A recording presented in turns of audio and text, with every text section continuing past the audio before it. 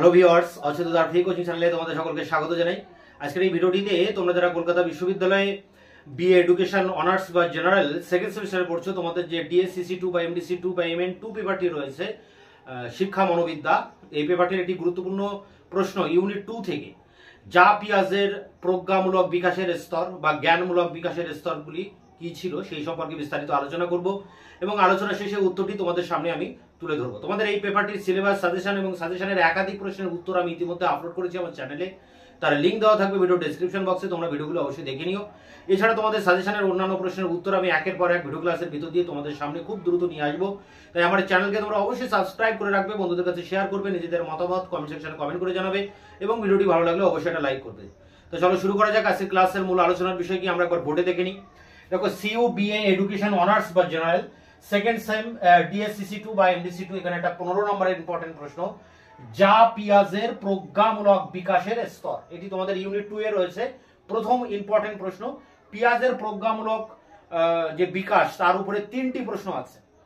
তার মধ্যে প্রথম প্রশ্ন যেটা ইম্পর্টেন্ট ভেরি সেটি হচ্ছে যা পিয়াজের প্রজ্ঞামূলক বিকাশের স্তর। দেখো, যা পিয়াজে ছিলেন একজন মনস্তাত্ত্বিক বা মনোবিদ। তিনি সুইজারল্যান্ডে 1896 খ্রিস্টাব্দে জন্মগ্রহণ করেন এবং তার এই প্রজ্ঞামূলক বিকাশের তত্ত্ব একটা নতুন দিক মানুষের সামনে তুলে ধরেছে।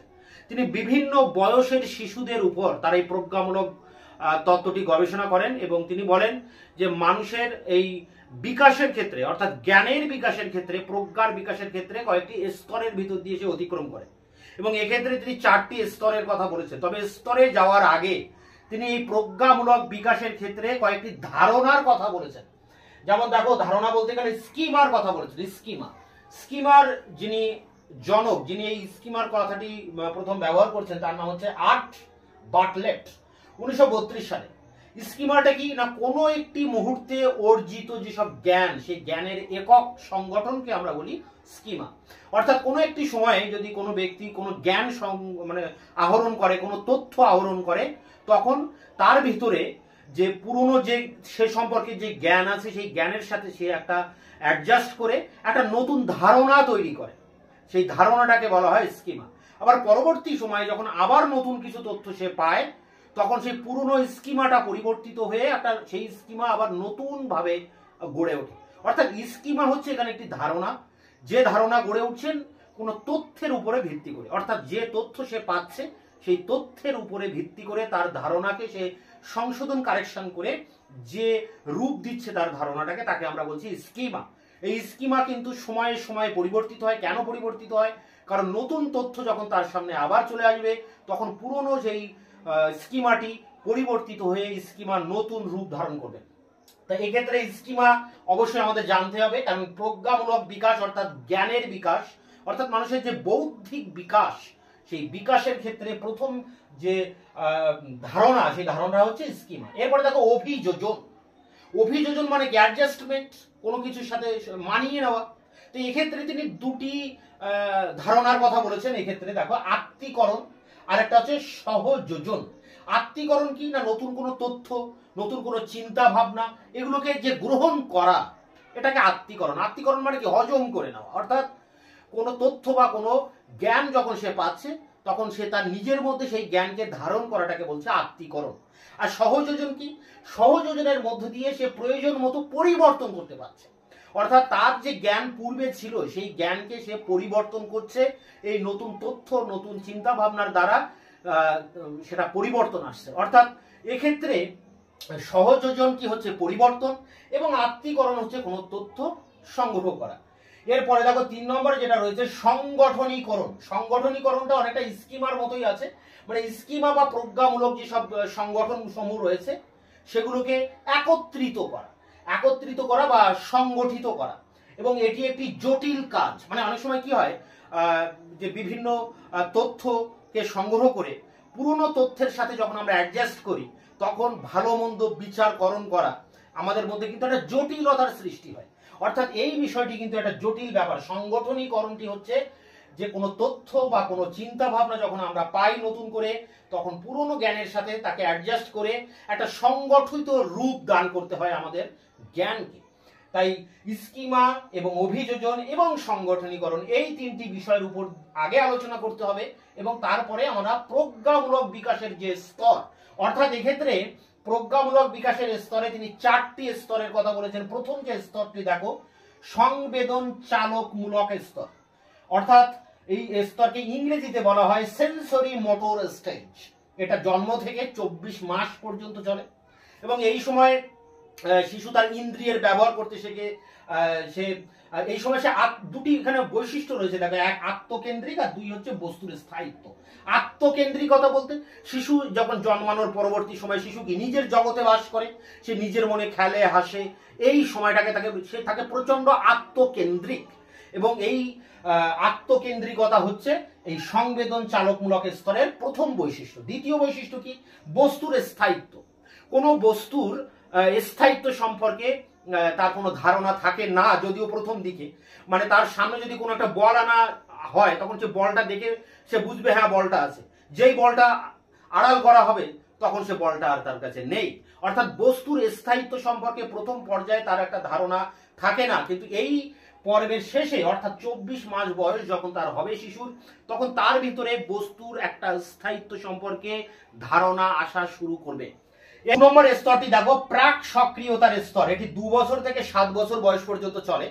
সক্রিয়তা অর্থাৎ শিশু এবার সক্রিয় হয়ে উঠছে, জ্ঞানের ক্ষেত্রে, জ্ঞান আহরণের ক্ষেত্রে সে ধাপে ধাপে এগোচ্ছে এবং এই সক্রিয়তার আগের যে অবস্থা, যাকে আমরা বলছি প্রাক সক্রিয়তার স্তর, অর্থাৎ প্রি অপারেশনাল স্টেজ।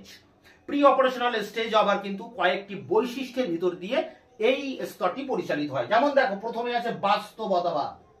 এই সময় শিশু তার বহির্জগৎ, অন্তর্জগৎ এগুলো সম্পর্কে তার কোনো ধারণা থাকে না। বহির্জগৎ বলতে কি বোঝায়, প্রকৃতি বা কি, এগুলো সম্পর্কে তার মধ্যে কিন্তু ধারণা প্রথম অবস্থায় গড়ে ওঠে না, কিন্তু ধীরে ধীরে এইগুলি সম্পর্কে তার মধ্যে একটা আইডিয়া আসতে থাকে। 2 দেখো, সর্বপ্রাণবাদ। সে ভাবে সবকিছুর মধ্যে কিন্তু জীবন আছে, সবকিছুই বস্তুর মধ্যে প্রাণ আছে, জড় বস্তুর ভিতরেও প্রাণ আছে। মানে এই সময় সে সবকিছুর মধ্যেই প্রাণ খুঁজে পায়, অর্থাৎ সে সচল, সে নড়তে পারে, চড়তে পারে, এমনটা একটা আইডিয়া কিন্তু তার মধ্যে আসে। অর্থাৎ এই সময়টাকে বলা হচ্ছে সর্বপ্রাণবাদ। এরপরে দেখো কৃত্রিমতা, অর্থাৎ এই সময় শিশু বুঝতে পারে যে সবকিছুই মানুষের সৃষ্টি। এই যা কিছু সে চোখে দেখছে, সে জীব হতে পারে, জড় হতে পারে, সবকিছুই কিন্তু মানুষ তৈরি করেছে। এই কৃত্রিমতা বোধ তার মধ্যে চলে আসে। এরপরে দেখো অবযুক্তিপূর্ণ বিচার। এই অবযুক্তিপূর্ণ বিচার মানে কোনো কিছু সে যুক্তি দিয়ে বিচার করতে পারে না। যেমন যে সূর্য লাল কেন, কারণ মানে সূর্য হলুদ তাই, বা আকাশ নীল কেন, আকাশ মাথার উপরে আছে তাই, মানে এই একটা অবযুক্তিপূর্ণ চিন্তা ভাবনা। অর্থাৎ এই সময় সে কিন্তু সঠিক যুক্তি দিয়ে কোনো কিছু বিচার করতে পারছে না। তা প্রাক সক্রিয়তার স্তরে, যাকে আমরা বলছি প্রি অপারেশনাল স্টেজ, এখানে 4টি বৈশিষ্ট্য আছে দেখা যায় শিশুর মধ্যে। একটা বাস্তবতাবাদ, একটা সর্বপ্রাণবাদ, একটা কৃত্রিমতা, আর একটা হচ্ছে অবযুক্তিপূর্ণ বিচার। এরপরে 1, 2 বললাম। 3 নম্বর স্তরটি দেখো, সক্রিয়তামূলক স্তর, অর্থাৎ শিশু এবার সক্রিয় হচ্ছে। অপারেশনাল স্টেজ 7 থেকে 11 বছর বয়স পর্যন্ত চলে। এই সময় সে বিপরীতমুখী চিন্তা করতে পারে, শ্রেণী বিন্যাস করতে পারে, অনেকগুলি বিষয়ের ভিতরে সাদৃশ্য লক্ষ্য করে তাকে পৃথক করতে পারে এই স্টেজে। এবং এখানেও দেখো 4টি বৈশিষ্ট্য আমরা দেখতে পাই। প্রথম যেটা রয়েছে সংরক্ষণ, অর্থাৎ বাহ্যিক পরিবর্তন হলো মানে কোনো বস্তুর যদি বাহ্যিকে পরিবর্তন হয় এবং বাহ্যিকভাবে পরিবর্তন হলেও তার যে মূল বস্তু সেটা কিন্তু অপরিবর্তিত থাকে, এমন ধারণা শিশুর মধ্যে আসে। অর্থাৎ দেখা যায় যে কোনো একটা পাত্রে হয়তো জল ঢালা হলো, পাত্রটি খালি হয়ে গেল, আবার সেই যে পাত্রে জল ঢালা হলো সে পাত্রটি কিন্তু সমপরিমাণ জল থাকলো, এই ধরনের একটা চিন্তা ভাবনা তা মানে সে করতে পারে। শিশু এই সময়ে মানে এই ধরনের পরিবর্তনগুলিকে সে বুঝতে পারে, অর্থাৎ সে তার মধ্যে একটা সংরক্ষণের ধারণা চলে আসে। এরপরে দেখো রয়েছে ক্রম পর্যায়, অর্থাৎ বস্তুর আকার বৃদ্ধি বা বস্তুর আকার হ্রাস, এই দুটির উপর ভিত্তি করে বিভিন্ন বস্তুর মধ্যে সে ক্রম পর্যায়টা তৈরি করতে পারে। ক খ গ এরকম যে শ্রেণীকরণ, সেই শ্রেণীকরণ সে করতে পারে। 3 নম্বরে দেখো শ্রেণীকরণ, অর্থাৎ সাদৃশ্য বা সাধারণ গুণাবলীর প্রেক্ষিতে সে শ্রেণীকরণ করতে পারছে এই সময়। এবং সংখ্যার ধারণা, এই সময় শিশুর মধ্যে সংখ্যার ধারণা গড়ে ওঠে, অর্থাৎ একটি বল, একটি খেলনা, একটি আপেল, একটি বিড়াল, একটি কুকুর, এই ধরনের যে ধারণা, সংখ্যা, নাম্বার, 1 2 3 4, এই নাম্বারের ধারণা কিন্তু এই সময় তার ভিতরে গড়ে উঠছে। এরপরে দেখো 4 নম্বর যে স্তরটি আছে যৌক্তিক সক্রিয়তার স্তর, অর্থাৎ এই সময় সে যুক্তিপূর্ণ বিচার বিশ্লেষণ করতে পারে, কারণ এই সময় তার বয়স হচ্ছে 12 থেকে 15 বছর। সে যুক্তি দিয়ে সবকিছু বিচার বিশ্লেষণ করতে পারে, সে চিন্তা ভাবনা করতে পারে, কোনো কিছুর মধ্যে কার্য কারণ সম্পর্ক নির্ধারণ করতে পারে, এবং কোনো বিষয়ে কোনো একটা ঘটনা ঘটলে ভবিষ্যতে কি ঘটতে পারে সেটা নিয়ে সে ভাবনা চিন্তা করতে পারে। যে বিপরীতমুখী যে চিন্তা, অর্থাৎ যে বিমূর্ত চিন্তা, সে বিমূর্ত চিন্তা করতে পারে। বিপরীতমুখী চিন্তা কেমন? যে কয়লার রং কালো, যদি কয়লার রং কালো না হয় সাদা হতো তাহলে কেমন হতে পারে? তো এই ধরনের চিন্তা ভাবনা কিন্তু শিশু করতে পারে। তাই দেখো এখানে 4টে স্তর বললাম, এবং এই 4টে স্তরের আগে আমাদের আলোচনা করতে হবে স্কিমা, অভিযোজন এবং সংগঠনীকরণ। এই তিনটির উপরে বেস করে প্রজ্ঞামূলক বিকাশের স্তরকে ভাগ করেছেন জন পিয়াজে, এবং সেখানে 4টি স্তর: সংবেদন চালকমূলক স্তর, প্রাক সক্রিয়তার স্তর, সক্রিয়তামূলক স্তর এবং যৌক্তিক সক্রিয়তার স্তর। এখানে প্রথম যেটি আছে সংবেদন চালকমূলক স্তর, জন্ম থেকে 24 মাস, এখানে আত্মকেন্দ্রিকতা এবং বস্তুর স্থায়িত্ব সম্পর্কে শিশুর মনে একটা ধারণা তৈরি হয়। এবং 2 আছে প্রাক সক্রিয়তার স্তর, এখানে সে বাস্তববাদ সব মানে অর্থাৎ সে প্রকৃতি জগৎ বা বহির্জগৎ অন্তর্জগৎ সম্পর্কে তার মধ্যে ধারণা থাকে না, সর্বপ্রাণবাদ, সে সবকিছুর মধ্যে প্রাণ খুঁজে পায়। কৃত্রিমতা, সে ভাবে হয়তো সবকিছু মানুষের সৃষ্টি, অবযুক্তিপূর্ণ বিচার সে ভাবে, মানে সে সবকিছুর মধ্যে একটা অবযুক্তিপূর্ণ একটা অযৌক্তিক চিন্তা সে করতে পারে, মানে সঠিক উত্তর সে দিতে পারে না কোনো ঘটনার পিছনে। এরপরে 3 নম্বরে সক্রিয়তামূলক স্তর, যেখানে সে সংরক্ষণ, ক্রমপর্যায়, শ্রেণীকরণ এবং সংখ্যার ধারণা। এই সময় সে বস্তুর আকার আকৃতি অনুযায়ী তাকে ভাগ করতে পারে, শ্রেণীকরণ করতে পারে এবং সংখ্যার ধারণা তার মধ্যে গড়ে ওঠে। এবং শেষে রয়েছে যৌক্তিক সক্রিয়তার স্তর। এই সময় সে যুক্তি দিয়ে বিচার করতে পারে, সে চিন্তা ভাবনা করতে পারে, কার্যকরণ সম্পর্ক নির্ধারণ করতে পারে এবং যেটা বিমূর্ত চিন্তা, অর্থাৎ বিপরীতমুখী চিন্তা, যে কয়লা কালো না হয়ে সাদা হলে কেমন হতো, এই ধরনের চিন্তা ভাবনা কিন্তু সে করতে পারে। তো এই হচ্ছে প্রজ্ঞামূলক বিকাশের সংক্ষিপ্ত আলোচনা, যেখানে এই পয়েন্টগুলোর উপর ভিত্তি করে কিন্তু আলোচনা করতে হবে। এটি very very important, top most important প্রশ্ন থাকে এই মনোবিদ্যার এই সাবজেক্টের উপরে। তাই এই প্রশ্নটির এই যে উত্তর 15 নম্বর বা 10 নম্বর যেভাবেই আসুক না কেন, এই উত্তরটি নিয়ে আমি এবার অন স্ক্রিনে আলোচনা করব। BA education second semester DSCC two MDC two MN two unit 2 থেকে এই প্রশ্নটি আছে, যা পিয়াজের প্রজ্ঞামূলক বিকাশের স্তরগুলি আলোচনা করো। এটি 10 বা 15 নম্বরের জন্য আসতে পারে। ডিসকাস দ্য স্টেজ অফ পিয়াজের কগনিটিভ ডেভেলপমেন্ট। এখানে প্রথমে প্রজ্ঞামূলক বিকাশ বা কগনিটিভ ডেভেলপমেন্ট কাকে বলে তার উপর একটি সংজ্ঞা এখানে লিখতে হবে। প্রখ্যাত মনস্তত্ত্ববিদ জন পিয়াজেট 1896 সুইজারল্যান্ডে জন্মগ্রহণ করেন। প্রজ্ঞামূলক বিকাশের ক্ষেত্রে তার গবেষণা এবং অবদান অবিস্মরণীয়। পিয়াজে মূলত একজন জৈব বিশারদ। বিভিন্ন বয়সের শিশুদের প্রজ্ঞামূলক বিকাশের উপর দীর্ঘদিন গবেষণা করে পিয়াজে মন্তব্য করেন যে প্রজ্ঞামূলক বিকাশের 4টি স্তর আছে। প্রতিটি স্তরই তার পূর্ববর্তী স্তরের উপর ভিত্তি করে বিকশিত হয়। পিয়াজে তার প্রজ্ঞামূলক তত্ত্বটি ব্যাখ্যা করতে গিয়ে কয়েকটি ধারণার উল্লেখ করেছেন। এগুলি হলো, প্রথম যে ধারণা স্কিমা। স্কিমার ধারণাটির উদ্ভাবক হলেন মনোবিজ্ঞানী আর্ট বার্টলেট 1932। স্কিমা হলো কোনো মুহূর্তে অর্জিত তথ্য সমূহের একক সংগঠন। পরমুহূর্তে শিশু যখন নতুন তথ্য আয়ত্ত করে তার স্কিমা সম্প্রসারিত হতে থাকে। এইভাবে সমগ্র জীবনব্যাপী ব্যক্তির স্কিমা সম্প্রসারিত হতে থাকে। স্কিমা সম্প্রসারণের 2টি প্রক্রিয়া সক্রিয় হয়, যথা অভিযোজন এবং সংগঠনীকরণ। পরে পয়েন্টে অভিযোজন। অভিযোজনে দেখো, পিয়াজের মতে অভিযোজন 2টি প্রক্রিয়ার সমন্বয়। এই 2টি প্রক্রিয়া হলো আত্মীকরণ ও সহযোজন। আত্মীকরণ হলো কোনো স্কিমা বা প্রজ্ঞামূলক সংগঠনের মধ্যে নতুন তথ্য, চিন্তা, ধারণা বা ভাবের সংযোজন, যার ফলে স্কিমা পরিবর্তন তথা সম্প্রসারিত হয়।